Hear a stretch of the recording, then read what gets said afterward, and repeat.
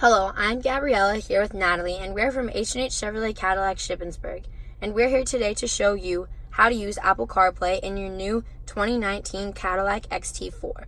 First, plug your USB cord into the USB port in the car, then plug it into your phone. The Apple CarPlay widget on the display screen should pop up green. You can click that, and on your iPhone, a message will pop up asking you to allow access. Just click allow.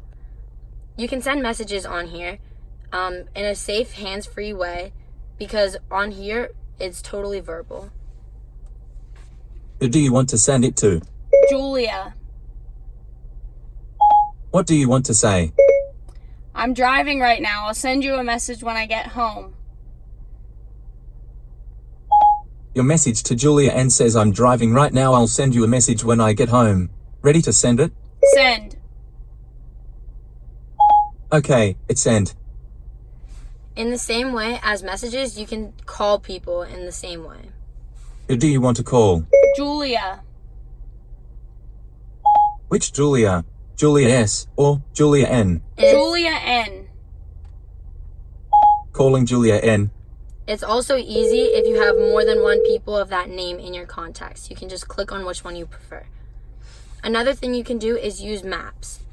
You can put destinations in and get directions to them right on the display screen rather than on your phone. Head southwest. Another thing you can do is listen to music on Pandora, Spotify, or your music app. You can go in and play a song, and then whenever you get out of that,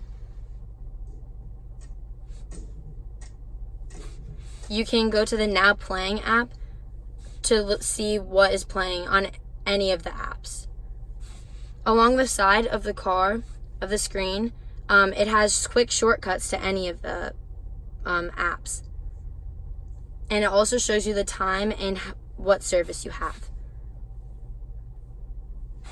Thank you, and I hope this was helpful.